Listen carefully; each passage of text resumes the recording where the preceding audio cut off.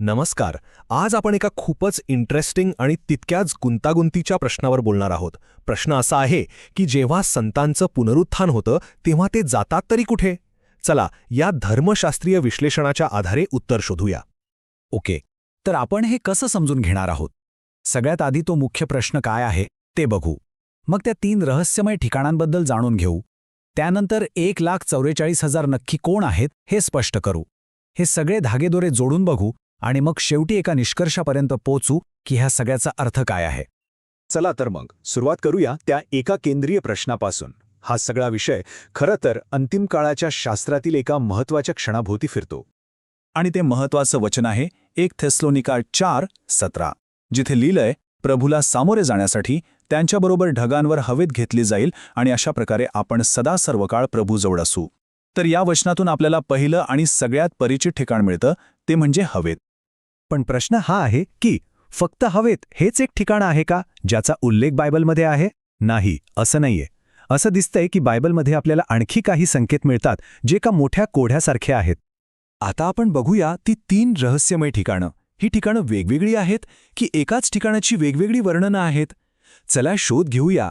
विशेषतः प्रकटीकरणाच्या पुस्तकात काय म्हटलंय ते पाहूया. तर पहिले ठिकाण जे आपण आत्ताच बघितलं ते म्हणजे हवेत. हे ते ठिकाण आहे जिथे पुनरुत्थित झालेले संत येशूला भेटतात. आणि एक महत्त्वाची गोष्ट म्हणजे या भेटीनंतर पृथ्वीवर त्या 7 पिढ्या ओतल्या जाणार आहेत. दुसरं ठिकाण आहे सियॉन पर्वत. आता हे फक्त एक डोंगर नाहीये, हे एक प्रतीक आहे.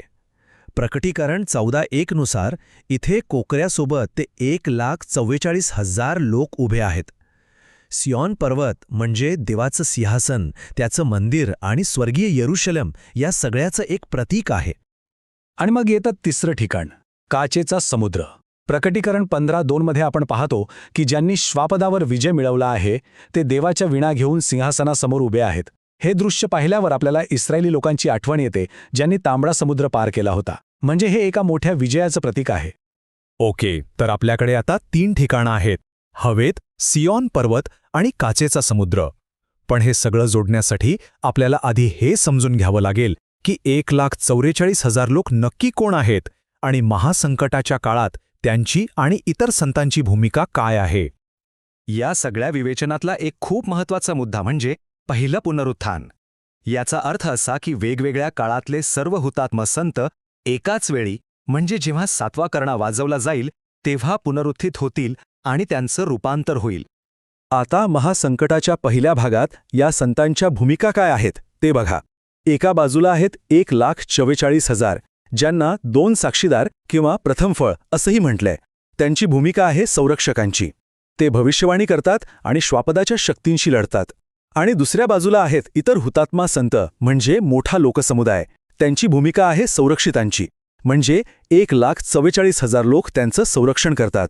त्यामुळेच 1,44,000 सियोन पर्वतावर दिसतात आणि इतर संत काचेच्या समुद्राजवळ. बरं, आता हे धागेदोरे जोडून बघूया.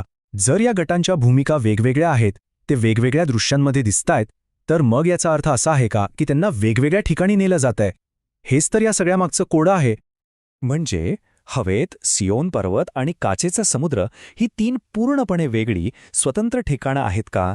या प्रश्नाचं उत्तर आपल्याला एका खूपच अनपेक्षित निष्कर्षाकडे घेऊन जातं. चला या 3ही ठिकाणांची जुळवणी करून बघूया.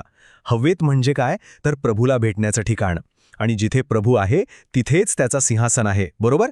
सियोन पर्वत म्हणजे कोकऱ्यासोबत उभं राहण्याचं ठिकाण, जे देवाच्या सिंहासनाचं प्रतीक आहे. आणि काचेचा समुद्र, त्याचं तर स्पष्ट वर्णन आहे की ते सिंहासनासमोर आहे. म्हणजे या 3ही ठिकाणांना जोडणारा एक समान धागा आहे, तो म्हणजे देवाचं सिंहासन. आणि यावरूनच या विवेचनाचा मुख्य मुद्दा समोर येतो, तो म्हणजे हवेत, सियॉन पर्वत आणि काचेचा समुद्र ही काही 3 वेगवेगळी ठिकाणं नाहीत, तर ही सगळी एकाच जागेची, म्हणजेच देवाच्या प्रत्यक्ष सिंहासनासमोरच्या जागेची वेगवेगळी वर्णनं आहेत, वेगवेगळी प्रतिकात्मक नावं आहेत. ह्यामुळे आपण शेवटच्या भागाकडे येतो. एकच ठिकाण पण वेगवेगळ्या भूमिका. प्रश्न साहजिक आहे, जर जागा एकच आहे तर मग शास्त्रवचनांमध्ये ही वेगवेगळी वर्णनं का वापरली आहेत?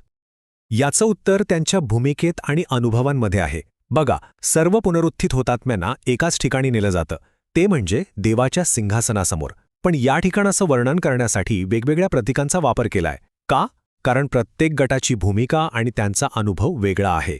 जसं की सियॉन पर्वत हे नाव 1,44,000 लोकांची संरक्षक म्हणून असलेली भूमिका दाखवतं, तर काचेचा समुद्र हे वर्णन इतर संतांनी श्वापादावर मिळवलेल्या विजयाला अधोरेखित करतं. या सगळ्याचा सार काय? तर जसे इथे म्हटले, पुनरुत्थित झालेल्या संतांना ज्या ठिकाणी नेले जाते ते वेगळे नाही. सियॉन पर्वत आणि काचेचा समुद्र ही वर्णने हुतात्म्यांची वैशिष्ट्ये स्पष्ट करण्यासाठी आहेत. म्हणजेच ठिकाण एकच आहे, फक्त त्यांच्या कथा आणि भूमिका वेगवेगळ्या आहेत. आणि हे सगळं विवेचन आपल्याला एका महत्त्वाच्या विचारावर आणून सोडतं. भविष्यसूचक ग्रंथ वाचताना त्यांची प्रतिकात्मक भाषा समजून घेणं किती गरजेचं आहे, नाही का? कारण शब्दशः अर्थ आणि प्रतिकात्मक अर्थ यातला फरक ओळखला नाही तर आपला दृष्टिकोनच पूर्णपणे बदलू शकतो.